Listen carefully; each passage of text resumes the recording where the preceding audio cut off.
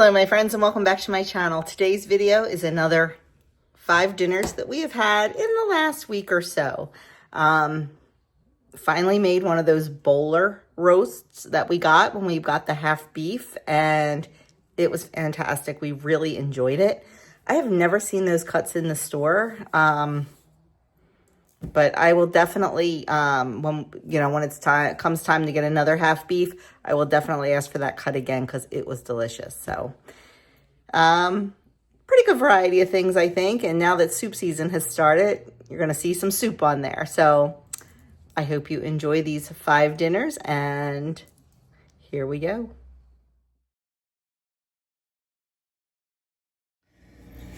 Okie dokie, tonight's dinner is going to be Sloppy Joe's.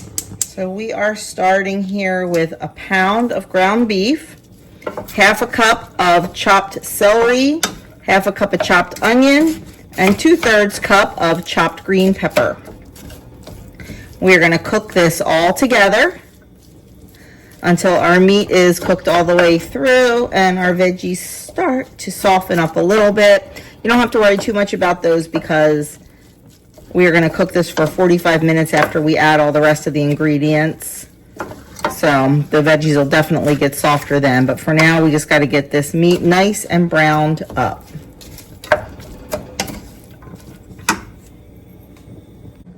Okay, we're going to start making our sauce. In my bowl, I have a half a cup of ketchup. And then we're going to do 2 teaspoons of brown sugar.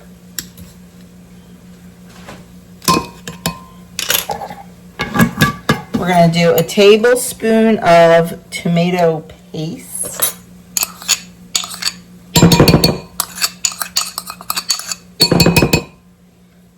Two tablespoons of mustard.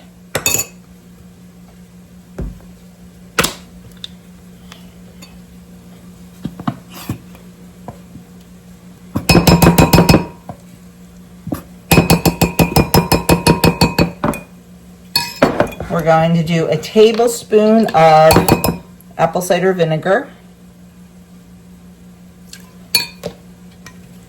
2 tablespoons of Worcestershire sauce,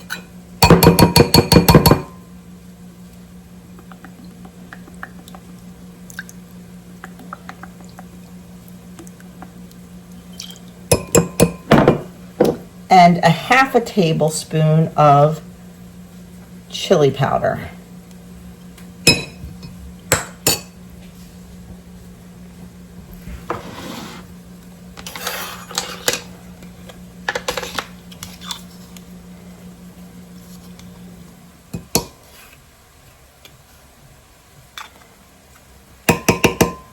We're going to give that a good stir.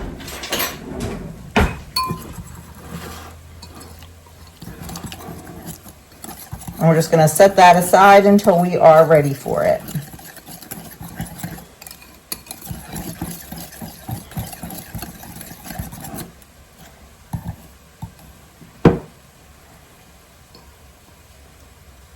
Just trying to break up the tomato paste. I took it out of the freezer. It was still just a little bit frozen. I used a little bit more than a tablespoon. So when I froze it the other day, I had some nice tablespoons, and then I had one that was probably about a half a tablespoon, so we just threw that in. So we're going to set this aside, and we're going to go check on our meat and veggie mixture. The meat is done cooking, and I drained some of the fat off, all the fat off. There wasn't too much. And now I'm going to add in the ketchup mixture that we made.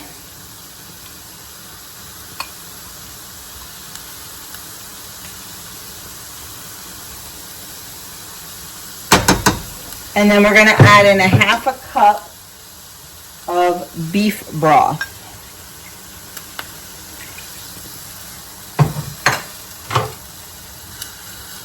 I'm going to give that a nice stir. Make sure all the meat is coated.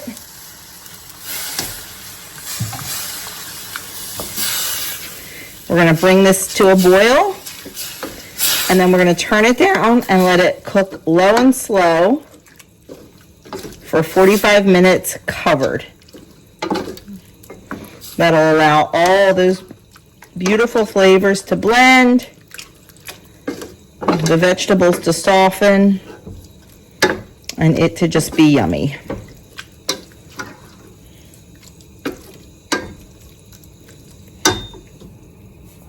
Our mixture is boiling, so I am going to turn it down, cover it, and keep an eye on it. Make sure it's simmering. Make sure I don't have to adjust the heat at all. And we're going to let this go for 45 minutes. Okay, to serve on the side, we are going to have some French fries. So we are going to cut the French fries.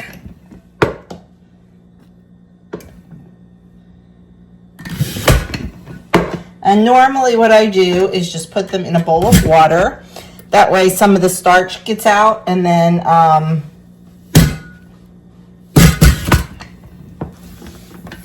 they get a little bit crisper. I do my fries in the air fryer because I don't want to deep fat fry them. And they come out perfect in the air fryer. So I'm going to get these in a bowl of water, and we'll just let them sit for a bit. And there's our potatoes just soaking in our bowl of water. When we're ready to cook them, we'll dry them off, get them in the air fryer, and they will be perfection. Our meat has been simmering for 45 minutes. So now what we're going to do is thicken it up. We are going to take 1 tablespoon of either arrowroot powder or cornstarch and mix it with 2 tablespoons of water. Add it right to our simmering meat. Give that a good stir. It'll thicken up beautifully.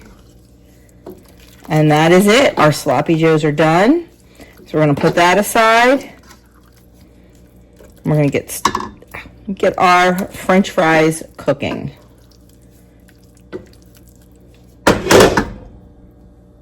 Okay,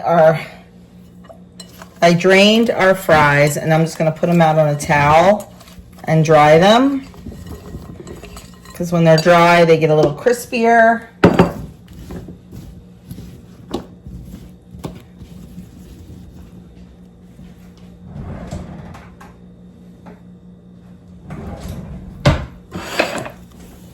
We're just going to dry them.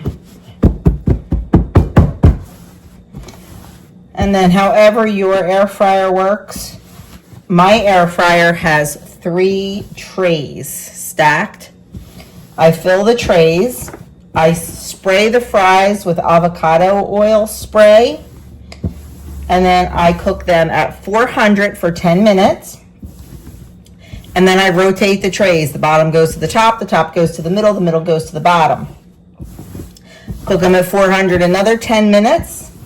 Then rotate them again.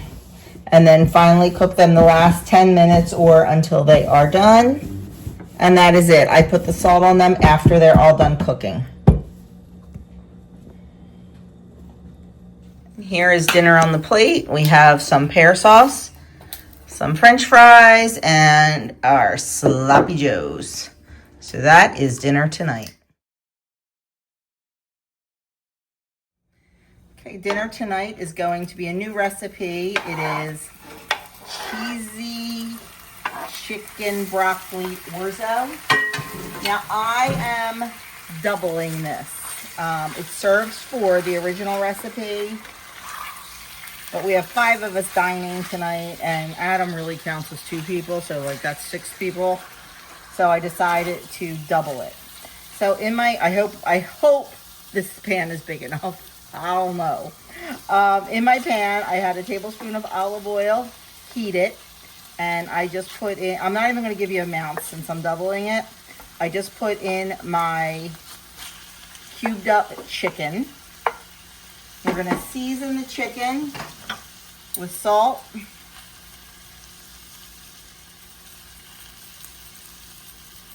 pepper,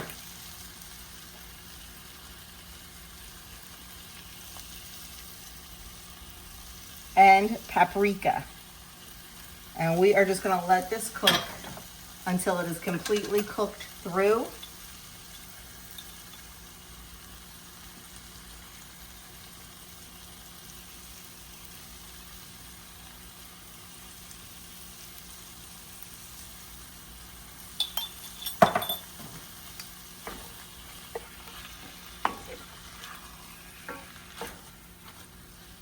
And once it's cooked through, we will move on to the next step. Okay, our chicken is done cooking, so I'm just gonna take that out. There's a lot of juice. I'm gonna empty that juice. I don't want that in there because we need to put a little tiny bit more olive oil in there and saute our garlic. And the garlic won't saute nice in the juice, so I am gonna go off camera and empty that out. And I'm doing it off camera just because my cameraman is standing right in front of the sink. My tripod broke today. Not good timing. I have a new one coming tomorrow, but I needed a cameraman. Okay, so we have a little bit more olive oil in there, and I am just going to press 4 cloves of garlic into there.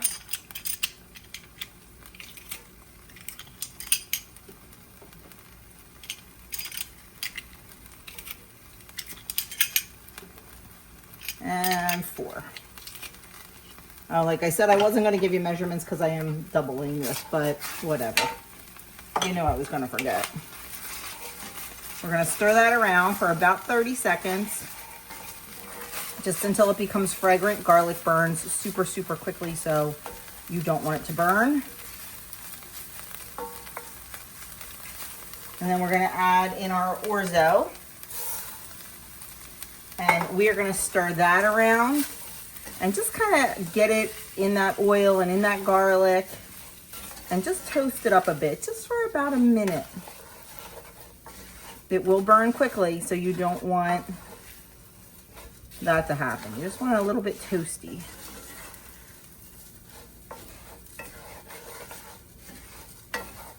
Okay, we're going to add in our liquids. We're going to add in chicken broth.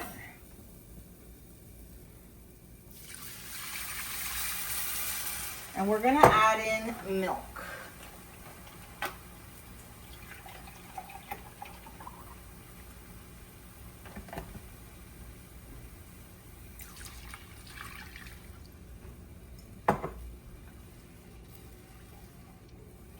We're going to give that a good stir. And then we are going to bring this up to a simmer. And we are going to let this orzo cook for about 7 or 8 minutes.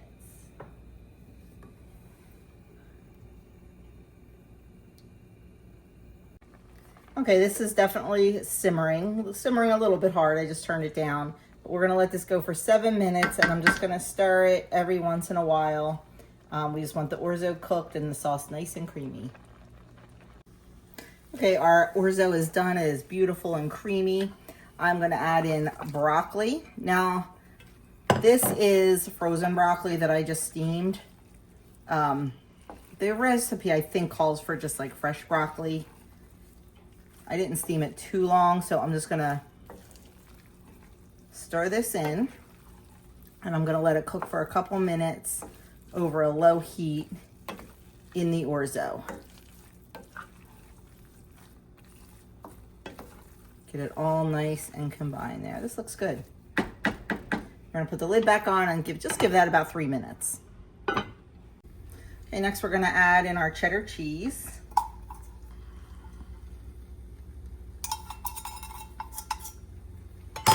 And we are just gonna stir that until it melts and is nice and smooth.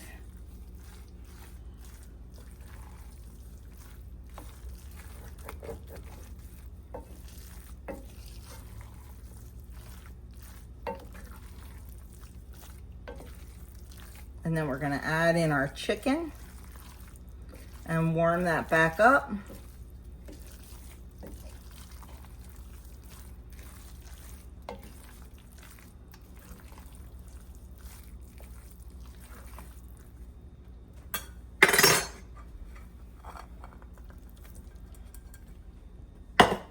Getting a little full there. Getting a little full. It's fine. We're good. We're good.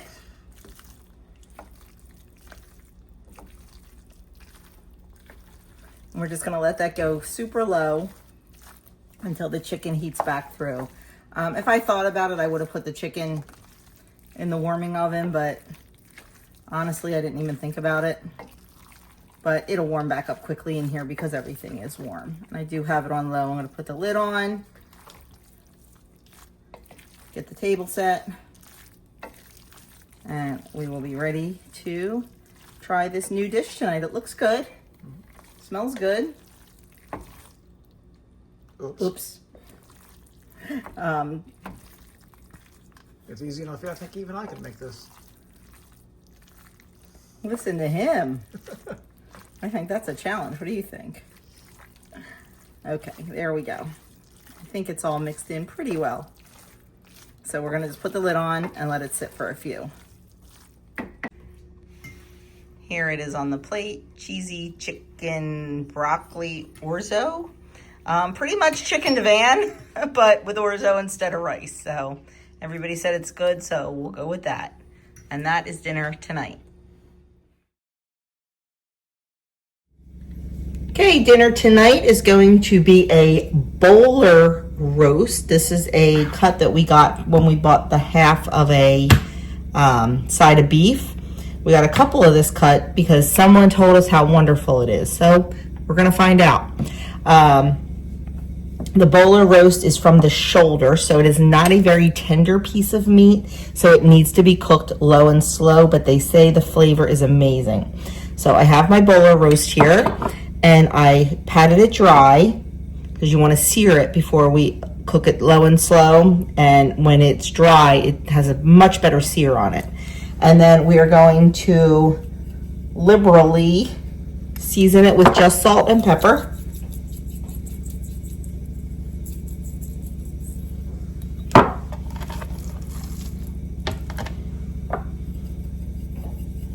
Yes, I will wipe my salt and pepper shakers down after I'm done. And then you can do this in a Dutch oven. I am going to do it in my braising pan. So get your Dutch oven or your braising pan. You want something with a lid. Get that on the stove heating up with a tablespoon of olive oil in it. And then we're going to sear this on all the sides until it's a nice deep caramelized brown color. Color is flavor. Okay, our pan is nice and hot, so we are going to get our roast in there. And like I said, we're going to sear it on all sides, and don't be afraid of a little color. I'm not saying to burn it, but you want a little bit of color on there, because that's where our flavors are going to build, not only on the roast, but also in our pan sauce, in our gravy. So I'm going to let this go. We'll flip it over. We'll flip it on its sides. While this is going, we're going to get our vegetables prepped. Look at that beautiful color we're getting on there. And the beautiful color we're getting in the bottom of the pan. That, once again, is just going to be flavor. So we're going to let it go on this side. And then I'm going to do the edges. And it'll be ready to go in the oven soon. So the first thing we're going to do is we're going to chop up an onion, and I am using my Full Star chopper. You know how much I love this thing. Once again, not sponsored, just love it. Makes quick work. Woo, this is a strong onion. Holy mackerel. Whew. Can't wait to get this cooking. My eyes are burning so bad right now. I haven't had an onion this strong in a long time. Wow. Okay, glad that's done.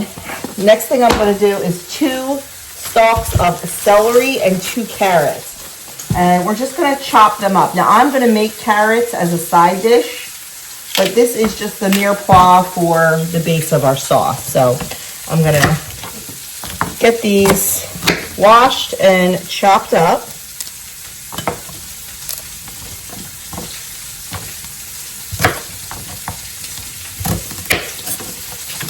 Get them washed and we'll get them chopped. Just going to do the same thing I did with the onion.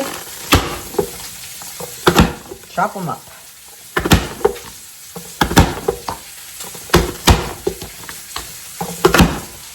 And now we're just going to do the same exact thing with our carrots. I'm putting them all in together, the carrots, the celery, and the onion, because they're all going to go in the pan together. So we might as well just chop them all together. Okay, all sides are done and looking beautiful. So I am just going to take this out of the pan and remove it instead of the side. And then we're going to add in a little bit more olive oil in here. And we're going to add in our veggies.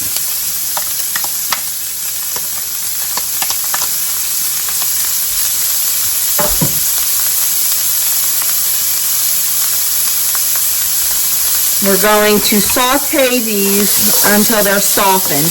Probably about 7 minutes or so. I'm going to turn it down because I want to cook these, excuse me, a little bit slower because I don't want them to get super brown.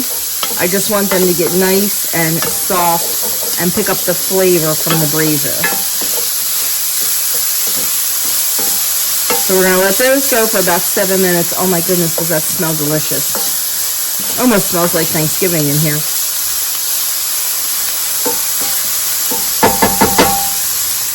Okay, our vegetables are looking fabulous and smelling fabulous. So to that, we're going to add a tablespoon of tomato paste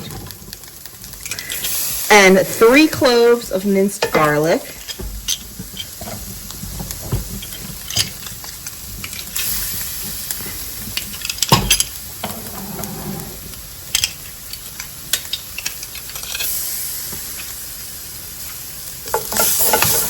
We're going to give that a good stir and let that cook for about a minute or so, just to cook the rawness out of the garlic.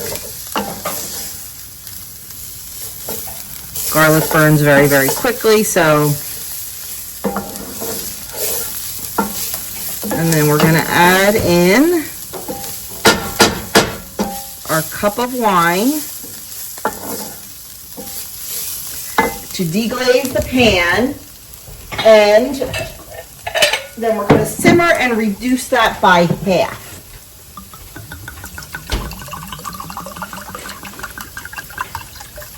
You could 100%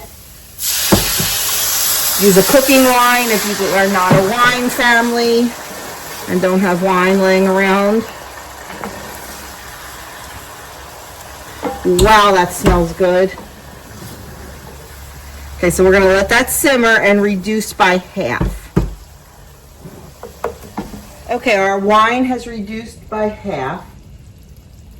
What? This is a non-gluten? Yeah.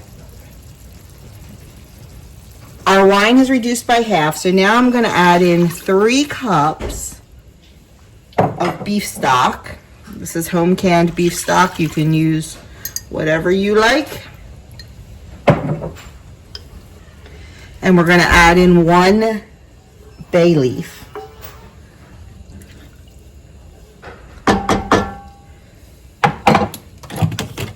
We're going to put our roast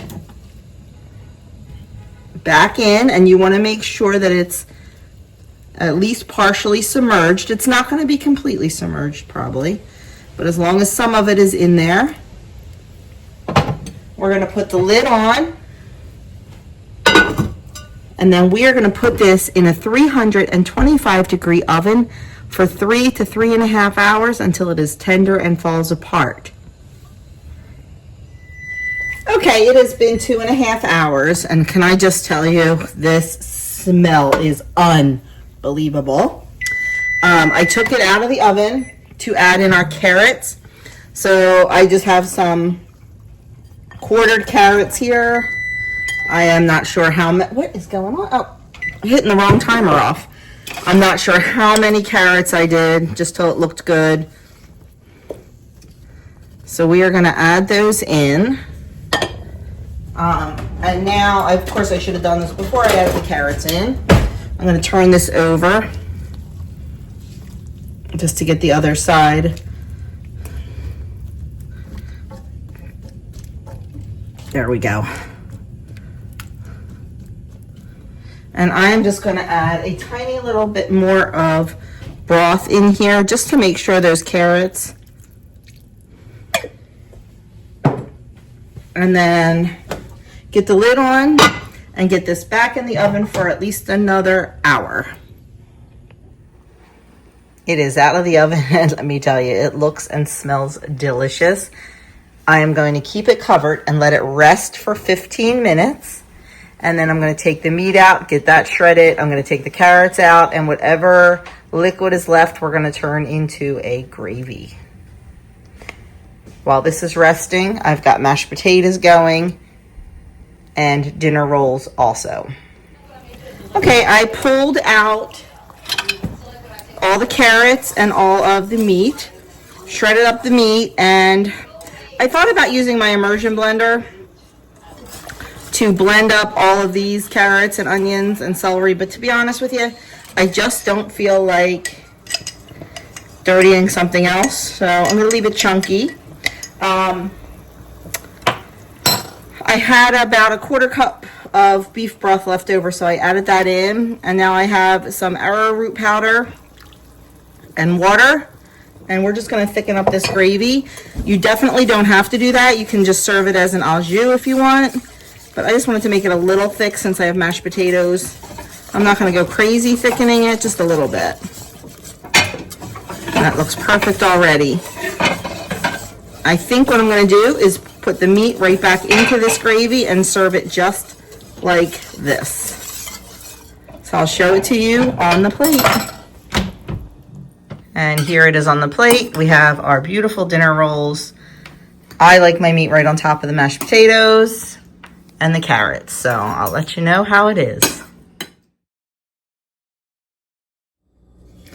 Okay, dinner tonight is going to be ham, potato, corn chowder. I forget the exact name of it, but we are starting with 4 slices of bacon chopped up, put in our Dutch oven, and we are going to cook this until it's nice and brown and crisp over a medium-high heat. Okay, our bacon is cooked nice and crisp, so I'm going to use a slotted spoon to get it out and set it aside. And then we're going to use the grease from the bacon to cook our veggies in. The original recipe calls for just onions, but I had some celery, so I decided to throw that in as well.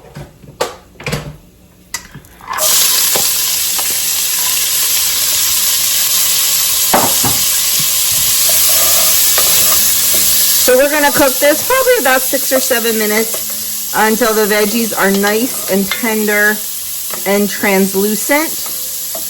And then we'll start building that soup, and it'll be done in no time. Okay, this is looking good. So now I'm going to add in 2 cloves of garlic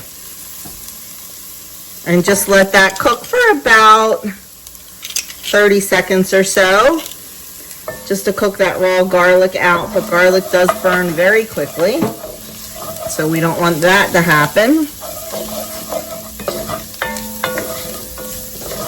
It smells wonderful. Next, we're going to add in a little bit of thyme. It calls for fresh thyme. I don't have fresh thyme, so I'm just adding in a little bit of dry, and also some corn. It calls for, I think, 1.5 cups. I'm not sure what's in this bag, but I'm just using it. Probably way more than it called for, but that's okay. That's the great thing about soup. You can make it your own. Okay, now we're going to add in a couple tablespoons of flour. We are going to stir that around for about a minute until that raw flour cooks out.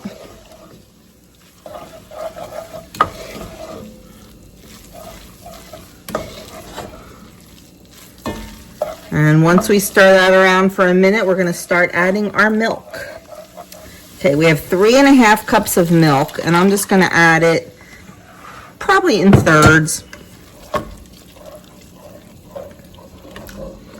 So I just want to make sure it's all incorporated. And I don't want to get any lumps with that flour.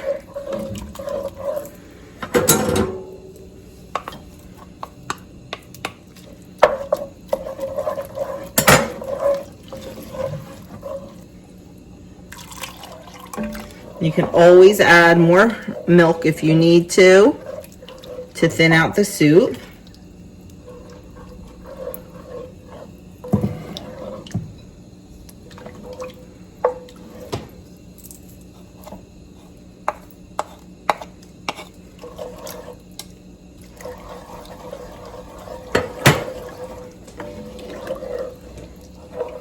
Our next step is to add in our potatoes. The recipe calls for 2 russet potatoes. Mine were really small, so I did 4, which was about 3 cups. I don't really know if that's right, but that's what I'm doing. And now we are going to bring this up to a boil.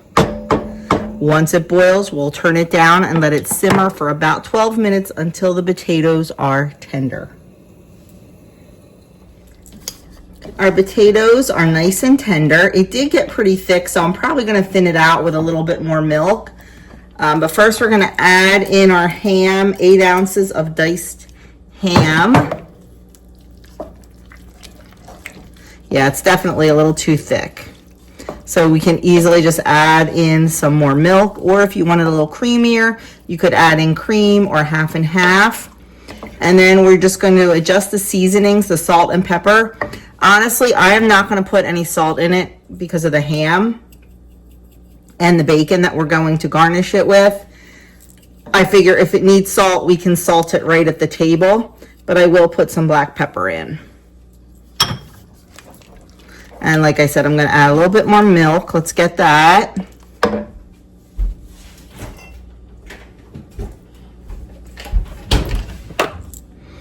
If you like it super thick, and chowders usually are, then that's fine. I just want it a little bit thinner, especially because it's going to have to be reheated tonight,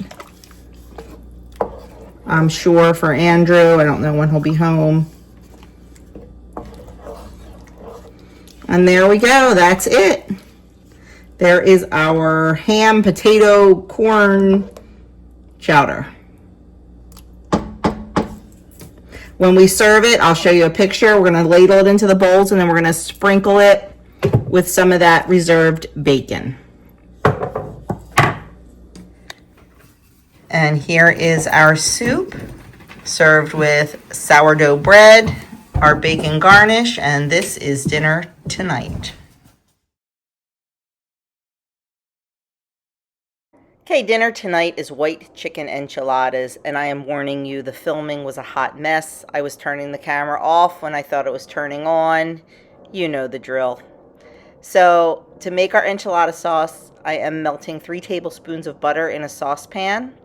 Once that's melted, I add in 3 tablespoons of flour, and I am just stirring that around and cooking it until all the rawness is cooked out of it. Once that is done, and I missed filming this part, I add 2 cups of chicken broth into the flour mixture, whisk it until smooth, and let it simmer for a while until it is nice and thick and creamy. Okay, our sauce is looking good, so I'm just going to shut this off, and I'm just going to let this cool down a little bit before we add our sour cream, because I don't want the sour cream to curdle. So I'm just going to let this sit for about 5 minutes. Okay, this has cooled down a little bit. So we are going to add to this, it calls for a half a teaspoon of cumin. I'm not a huge cumin fan, so I'm adding in 1/4 teaspoon. And then I'm going to add in some salt, about a half a teaspoon. And some black pepper, about 1/4 teaspoon. And then we're going to add in a cup of sour cream. Just regular old sour cream. I'm going to use whatever's in here. I think it's probably a little less than a cup, but it'll work. You can feel free to lighten this recipe up by using a low-fat or no-fat sour cream, low-fat or no-fat cheese, whatever you want. Just remember the taste will change.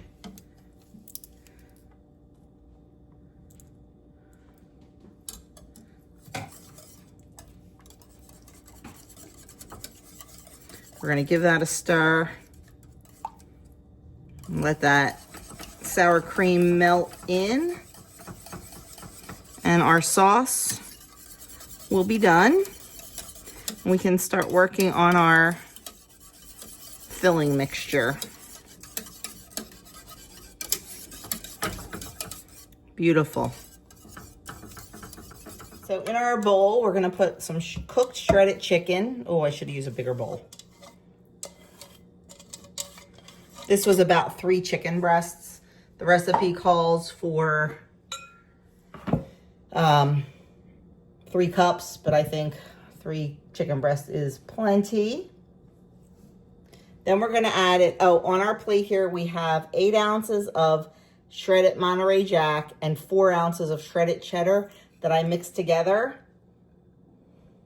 We're gonna add in about a cup and a half of that.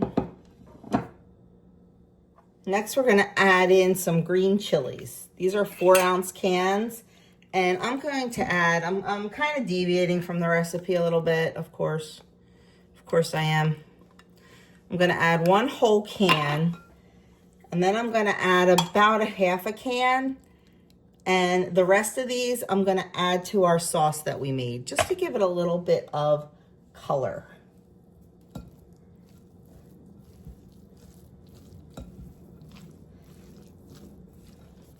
Next, we're gonna add some onion. It calls for diced onion.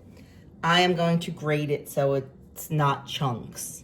Honestly, I kind of fly by the seat of my pants when I'm making recipes sometimes, because I'll be reading it and go, you know, I think I kind of like to do this better.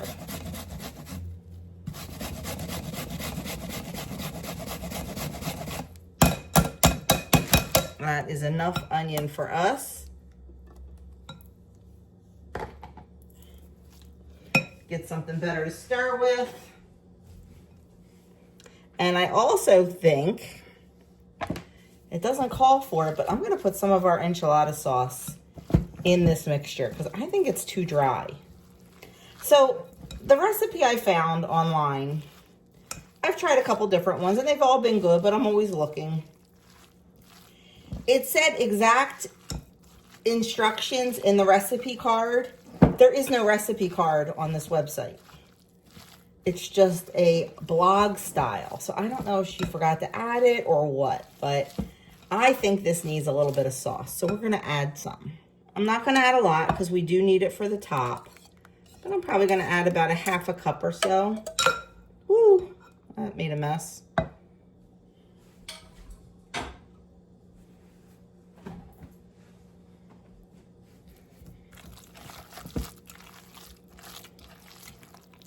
Yes, I like that. Yes, yes, yes. Okay. Oh, there's a big piece of chicken that didn't get shredded.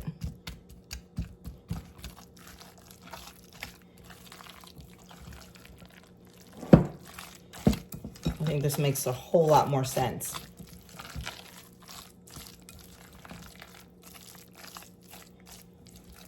I could probably put a little bit more in there, but I'm not going to because I want it for the top. And we're gonna put this aside and we're gonna get our baking dish. Okay, I have a greased 9x13 baking dish. And I am just gonna spread a little bit of our sauce in the bottom.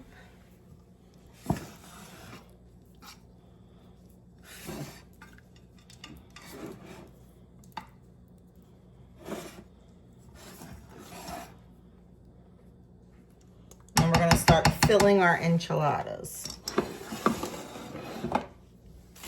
I have the Instant Pot on the counter here with the yogurt going in it, taking up some room. Okay, it says between 8 and 10 tortillas, so we'll see. I'd like to get 10 so everybody can have them tomorrow for leftovers, and it'll be easy for me to pack lunch. I'm just gonna put some of our mixture in the middle, roll them up tightly, and lay them seam side down right into our dish.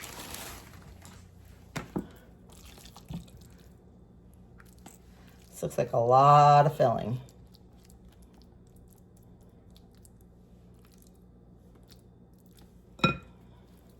And we're just going to keep going till we get them all done. And then we'll move on.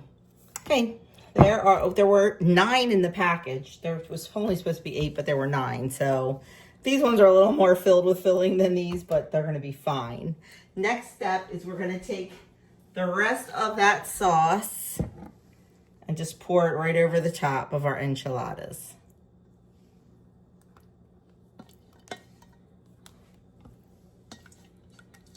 I probably could have put a little bit more in there. I really think we were supposed to do that. I'm glad I did it. Like I said, the directions weren't super clear, but any other recipe I use, that's what you do. So we're gonna spread this and just make sure all those tortillas are somewhat wet.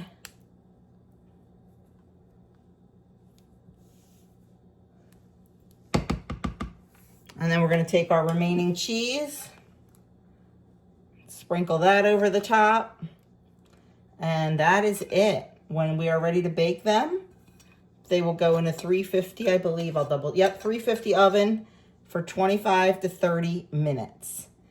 You can make these up to 3 days ahead and put them in the